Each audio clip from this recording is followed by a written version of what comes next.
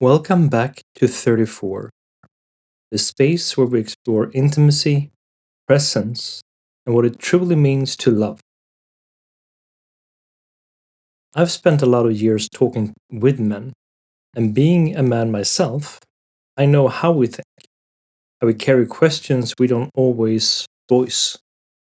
The truth is, men don't usually sit down with each other and openly talk about sex or intimacy.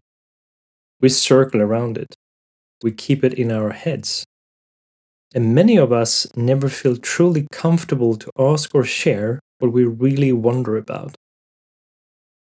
Yes, there are men who are confident and skilled, but most of the men feel very unsure.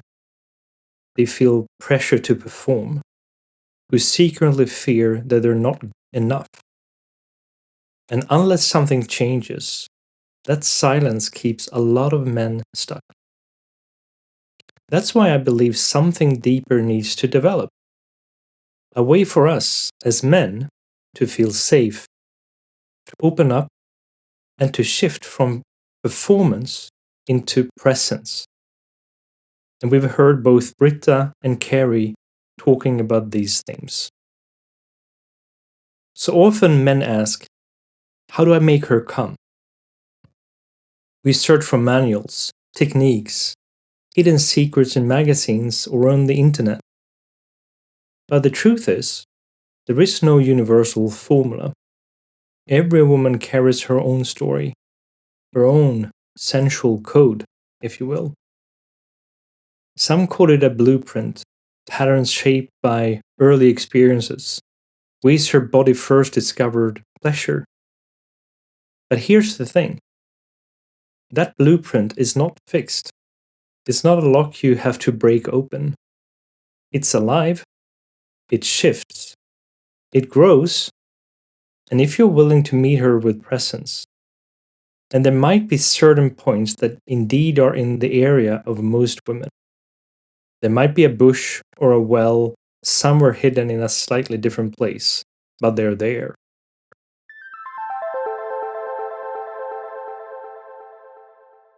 From performance to presence. When sex becomes about performance, it becomes about goals. Did she orgasm? Did I last long enough? Did I perform well enough? Did we succeed? And with that mindset, intimacy turns into a scorecard. But intimacy is not a race, and orgasm is not the finish line. The real magic begins when you let go of the pressure, when you stop trying to achieve something and start allowing yourself to be with her. When you slow down, when you listen, not just with your ears, but with your whole body. When you dare to feel with her instead of just doing things to her. That's when presence replaces performance. And in those moments, something shifts. The blueprint dissolves. It's no longer about repeating what worked yesterday or checking off some list of techniques. It's about discovering together what is true right now, in this touch, in this breath, in this moment between you two. Because presence makes intimacy alive. It makes it unpredictable. And it makes it real.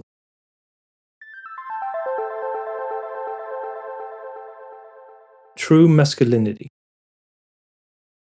So, what does it mean to hold space? It's not just a spiritual buzzword, it's practical, it's physical, it's emotional. To hold space is to be the ground she can lean into.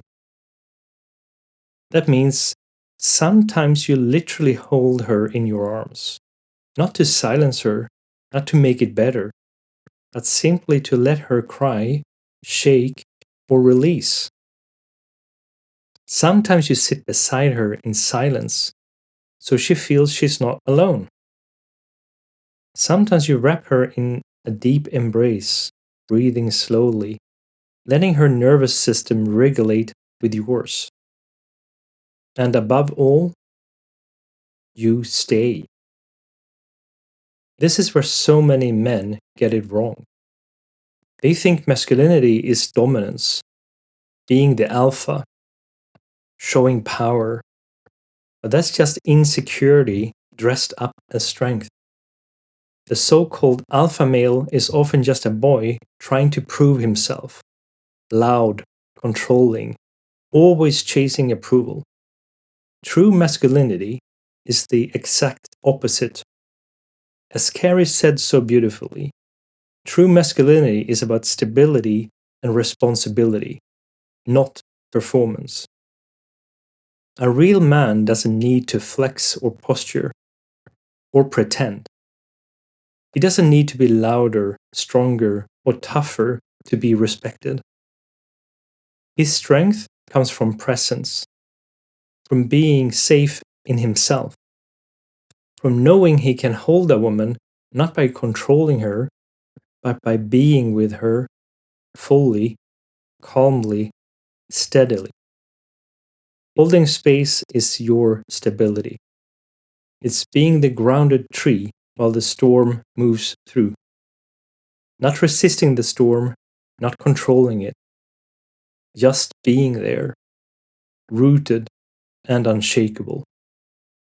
In practice, it looks like this: listening without interrupting, even when you fully don't understand, regulating your own nervous system.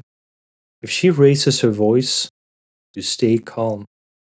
If she cries, you breathe slow so she can mirror your calm, welcoming her truth. If she says, I feel scared, I feel ugly, I feel too much, to answer isn't to fix or deny, it's simply to say, I hear you, I'm here. Giving permission. Sometimes all she needs is, it's okay, take your time, you don't have to be anything but yourself with me. Sexually holding space means you don't rush her body, you let her pace set the rhythm. If she drifts away, you gently call her back with touch, breath, or words. You stay present instead of disappearing into performance anxiety. And here's the secret. When a woman feels truly safe, when she knows she won't be judged or abandoned no matter what comes up, that's when she dares to surrender. And that's when intimacy becomes alive. True masculinity is not about proving yourself. It's about being the one she can lean into. Not because you are perfect, but because you choose to stay.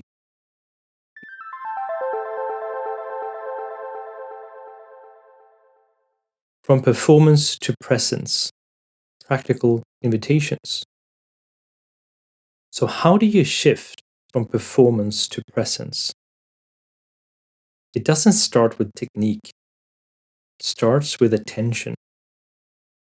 Breathe together. Before touching, just sit close, feel her breath, match it for a moment. Then let your breathing slow. Already you're syncing your nervous systems. Already you're creating safety. Touch with curiosity, not expectation. Instead of rushing to the main event, place your hand somewhere simple. Her arm, her back, her cheek. Ask yourself silently, what do I feel here? What does she feel? Let the touch grow slowly, without agenda. Play with tempo. Presence often reveals itself in contrast. Try pausing completely in the middle of movement. Stillness can be as intimate as motion. Notice how the pause deepens sensation, how it invites her into her body, and you into yours. Listen with your whole body. Presence is not only about words, it's how she arcs, how she exhales, how her energy shifts. And when you pay attention, her body tells you more than her voice ever could. Make room for the unexpected. If something feels good, stay with it. If something feels off, shift. Don't clinch to yesterday's success. Discover what today asks of you both. And here's the paradox. When orgasm stops being the goal, it often arrives more powerfully. But by then, it's not about the climax.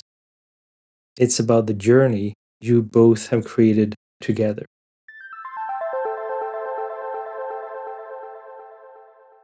Welcome, Mor. Mor Shavit is a mind-body coach, mentor, and a subconscious expert, a guide in emotional integration and a woman with a unique sensitivity to the silent forces that shapes us, especially in our relationships as men and women. She brings warmth, clarity, and a deep understanding of the shame we carry, often without even realizing it, especially when it comes to desire, closeness, and our bodies. Mor, welcome. I'm so grateful to have you here. Hey, Henrik. Thank you for having me. I'm super grateful and excited to be here today. Yes, and you've been listening to Decoding the Woman from Performance to Presence, and Yes. I thought we would just dive straight into the questions to get your point of view on that. And I know that you've said the alpha male syndrome often comes from an inner child seeking validation. So how do you see this dynamic playing out in relationships today?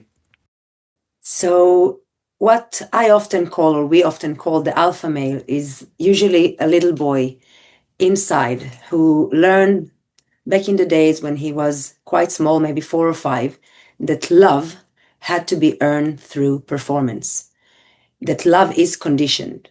And so, in order for receive it, he needs to achieve something dominant or control.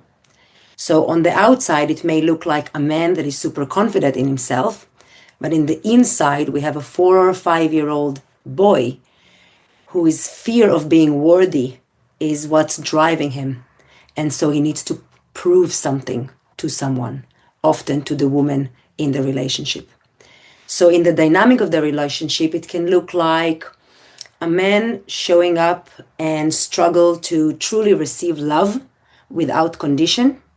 He can seek for admiration, but really find it hard to be vulnerable and even resist it. Women, often in this kind of dynamic, will be women that feel unseen and feel that they need to really squeeze or suppress themselves in order to keep the peace. From a subconscious perspective, this pattern is about safety. The equation is like that. If I control, I won't be abandoned. And so it's safe to be like that. Interesting. When that wound is healed, this is where we can bring intimacy.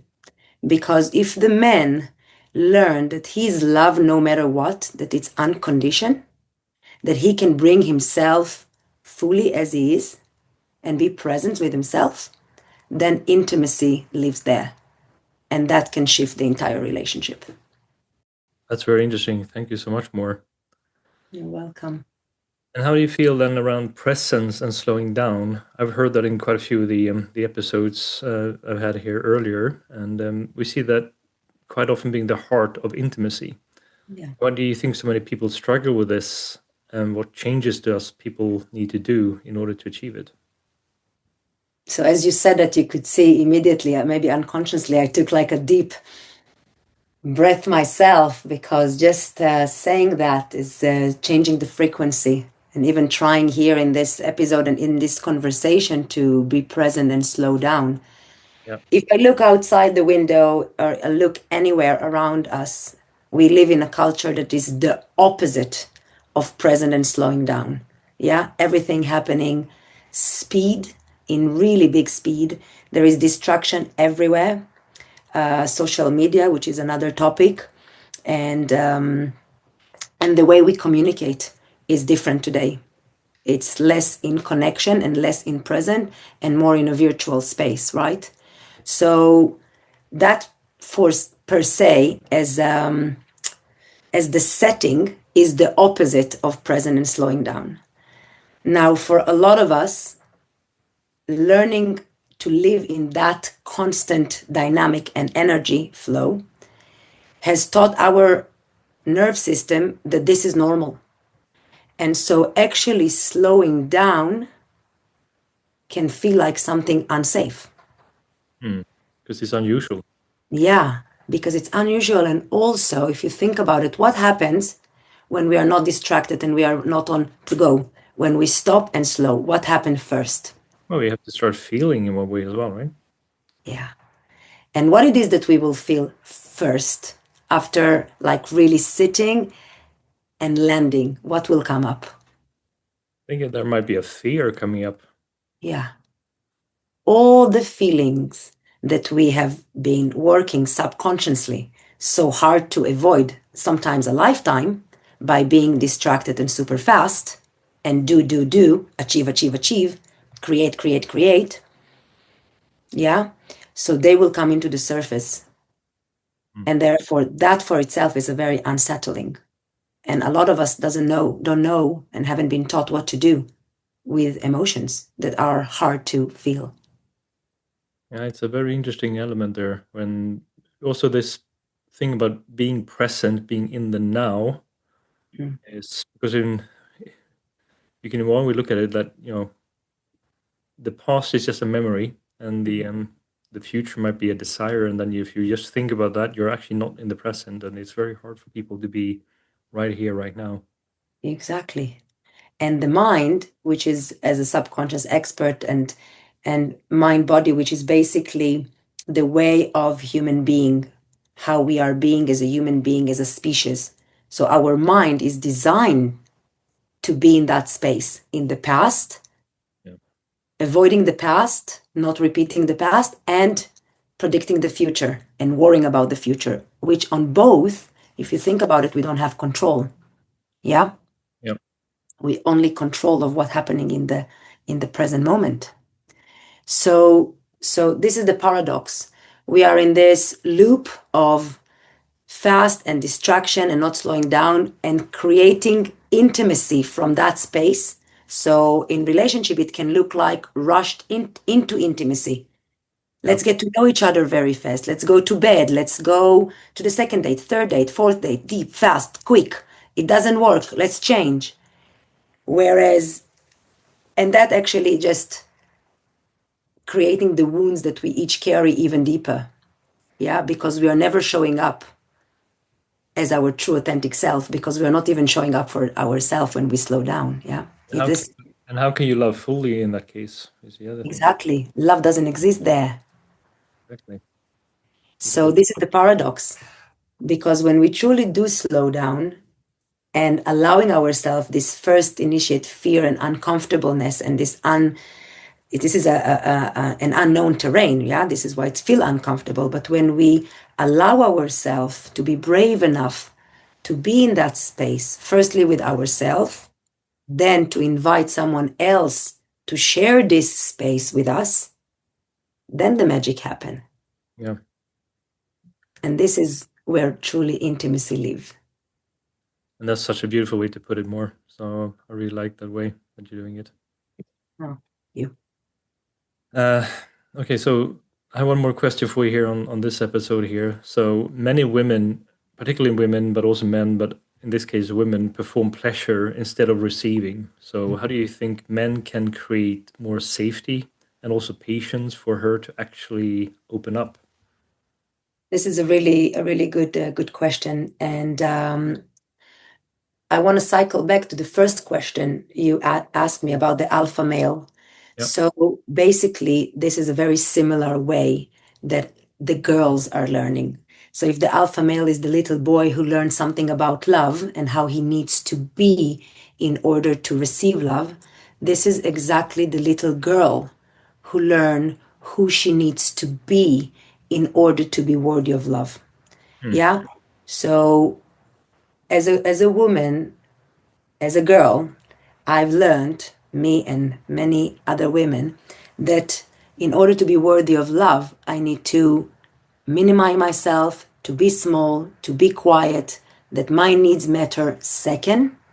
And when it comes into relationship with men and women or romantic relationship, it came with some kind of code of make sure that he's happy. Mm. And when that comes into sexual relationship and into the bedroom, it's this learning is a double hazard because one, my desire and my needs are less important than his, meaning what I need in order to feel comfortable, safe, seen, orgasmic, pleasure is less important, is not first, is not priority. And two, let's make sure that he's happy. So whatever happy, it's in my vision, but in most scenarios is what we see from porn or learn in a very wrong ways that he needs to come. And so I need to fake that I'm in pleasure in order for him to feel comfortable in his macho and in his masculine and in his manhood and in his alpha. Yeah. Yeah. It's and I think we see this repeating itself over and over again, Yeah. from generation to generation as well. Yeah. Yeah, and it's a very vicious cycle because he is not, and both are in pain. Both are equally in pain. Mm. Yeah, he is coming and performing something in order to be worthy of love, and she's arriving and performing something in order to be worthy of love and connection. So instead of receiving and feeling and being and co-creating, we have two performing. Yeah, and then yes, you can achieve some pleasure, I guess, but it's not that sweet, tender pleasure you can actually achieve when you're really meeting each other and being there with each other, right? In Yes. Yes, and I think I've spoken with a lot of women and a lot of men as well about feeling pleasure, but also the feeling the day after the pleasure yeah, and what stays from it. If the pleasure was physical only, or this was ecstatic feeling of wholeness, oneness, and unity, which is what you want to feel in intimacy. yeah, and I think a lot of people, like in the case here with the previous episode we had with Susanne, she gave her body very easily, for example, Yeah, and that's a way. It's just an example where yeah, when you're in that mode, you sometimes almost feel more empty afterwards than fulfilled. yeah, yeah. And you ask a beautiful question about how can men create the safety and patience for the feminine to actually open up.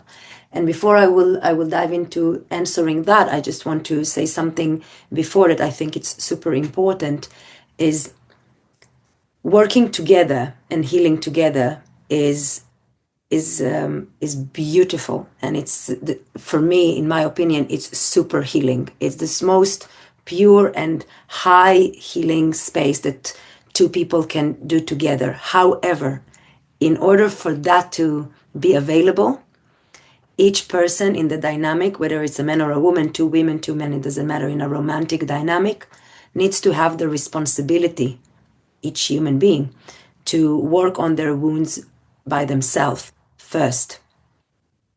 Have like a So, ground level to start from. yeah, a ground level. Then, as a couple, you will reach deeper levels of healing that you will never be able to do by yourself because it is limiting when I'm only healing within my own self. But arriving to a relationship, to a dynamic, a romantic dynamic, that the entire topic of a romantic dynamic is love, and love itself is usually the trigger, is Yeah, where I felt unsafe, and arriving there already with awareness and healing, some kind of level of healing on my own wounds, allowing me to first be present and bring my true self and not my survival mechanism into the dynamic, and also allowing me to speak and communicate to my partner what it is that I need that may look different from one person to another in order to keep the space safe for both of them. And it's a beautiful way you're putting it there. And I think the what I also see in today's society is there's, for example, a lot of women, even men, but particularly women who say, I need to fulfill myself and heal myself and work with myself. And they're on this path of actually creating more walls around their hearts, basically. Yeah. Yeah. It's really important what you're saying. Yeah. Closes them down and also then limits Yeah. actually what true love is all about, right? Yeah. It is actually, and as I said before, like we can only reach the deepest level inside of us and our wounds with the help of someone holding a mirror to us. Exactly. Yeah. And that is only in long-term relationship can happen. Yeah, because that's where you get the most triggered, for Yeah, sure. for sure. If you've been there, you know it. If you are there currently, you know it. But the beauty of it, if we will look at it as the space, the playground for it, Mm. as the invitation for that, I think that will help many couples in the minefield Yeah, to and I change think this if you're lens. consciously aware about what you're doing in there, that you are going to get triggered, about knowing how, and you can sit with that feeling when you get triggered and talk about it, articulate it Yeah. without reacting on it Yes. like you normally do. Yes. That's when you can create beauty. Yes. So cycling back to your question of how a man can create that safety. Yeah, So being present and practicing present and patient himself, first of all, in that terrain of presence himself, and then for her, which will look like often like um, meeting her where she's at today without any agenda, yeah, touching without a goal.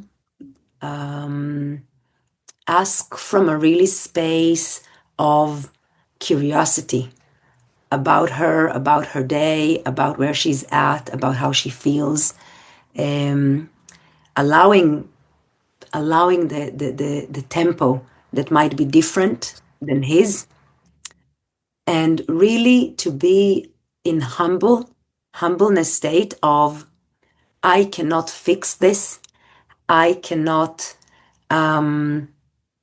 fix anything. I can just be as a support. What do you need from me? yeah. And this is where I know, I mean, me myself, having been in a long-term relationship for a long time, and I know that trying to fix something was Mm, modus operandum, if you will, that I think mm, myself and a lot of other men have played. yeah, yeah. Cycling back to the alpha male and the learning that you learn as a gender from a young age is to fix. Men are fixing, and this is how they learn they equal worth. If you can fix it, you are worthy. If Exactly. you did well, you're worthy. If you achieve that, you're worthy. Um, but I think that from both sides, when the man can be in presence and the woman can communicate her needs, and that is happening over a steady time Mm, and consistently, it allowed both of them to arrive, to open up, to know that this is safe no matter what. And that is where yeah, this is where performing will change into presence, and love will strive. Yeah, that's where magic happens. yeah, exactly. Great. Thank you so much, More. Thank you so much for inviting me to speak about topics that I love to speak about, and yeah, have a wonderful day. Yeah. Thank you.